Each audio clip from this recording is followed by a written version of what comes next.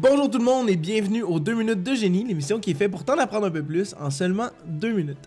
J'avais tellement hâte à l'émission d'aujourd'hui parce qu'on commence une nouvelle chronique qui s'appelle les carrières du futur. En fait, les carrières, comme n'importe quoi, ça l'évolue. Puis notre job à nous, ça va être de se tenir au courant de l'évolution de ces carrières-là pour pouvoir mieux diriger notre génération future dans leur choix de carrière. Le sujet d'aujourd'hui va parler des pro-gamers. Est-ce que ça existe? Avant de te parler de gaming, on va se téléporter ensemble dans l'été 1839. Là où a été inventé un des sports les plus connus sur la planète, le baseball. Ça a été inventé par Abner Doubleday, un ingénieur qui pour lui voulait tout simplement un passe-temps, un jeu de balle pour faire entre deux corps de travail avec ses collègues. Mais le sport a tellement pris d'ampleur rapidement que les gens se déplaçaient pour venir parier sur les parties de Abner. Dans le temps, là, c'était complètement loufoque de se dire qu'on allait payer un adulte pour jouer à un jeu de balle. Mais si tu as parié de l'argent, ben tu veux que le meilleur joueur se déplace, donc tranquillement, pas vite, des petits salaires, des grands cachets ont commencé à être versés pour que les meilleurs joueurs se déplacent dans les parties les plus importantes.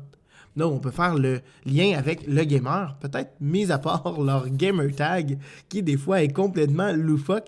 Ben, le e-sport et le sport professionnel, c'est exactement la même chose. On va avoir des ligues professionnelles, comme la MLG et plusieurs autres, ou des ligues de sport. Et les commanditaires, ben, ont vu l'engouement pour ces grands événements-là, mais ils commencent à verser des salaires et des commandites vraiment plus grandes pour ces événements-là. 500 millions de dollars et plus l'année passée qui a été budgété et versé par des grandes compagnies. Donc, le pro-gamer, sa journée, ça ressemble à quoi?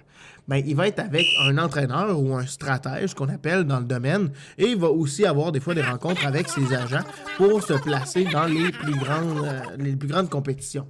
Des fois, il va travailler avec des coéquipiers. Des fois, il va jouer un jeu qui est seul. Et ce qui est particulier, c'est que les gars vont se concentrer, les gars et les filles, vont se concentrer seulement sur un jeu en particulier. Souvent, leur carrière est pour gagner le plus gros événement par rapport à ce jeu-là, pour avoir le plus grand cachet et la plus grande reconnaissance aussi. Et c'est pas quelque chose du futur, parce que ça existe déjà. En Corée du Nord, la plupart des événements de gaming sont télévisés. Et si tu demandes à un enfant sur deux dans la ville en Corée du Nord, ils vont te dire qu'ils veulent être professionnels de gaming. Comme un peu un enfant au Canada pourrait dire que lui, son rêve, c'est d'être un grand joueur de hockey.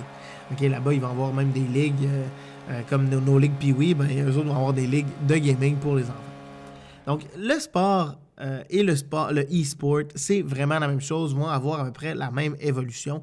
Voyons voir maintenant, les cachets vont se rendre jusqu'à où? Est-ce qu'on va avoir des cachets autant faramineux que nos joueurs de baseball? Peut-être, mais c'est clairement une carrière qui est atteignable. Donc, merci d'avoir écouté notre 2 minutes de génie. Ne manquez pas nos prochains épisodes aussi sur les carrières du futur. Je pense que c'est quelque chose de super important. Et c'est une présentation des petits génies. On est partout sur les réseaux sociaux. Venez voir aussi notre site internet si jamais vous voulez inscrire votre enfant à un de nos cours particuliers. Donc, passez une super belle journée et encore une fois, merci d'avoir été avec nous.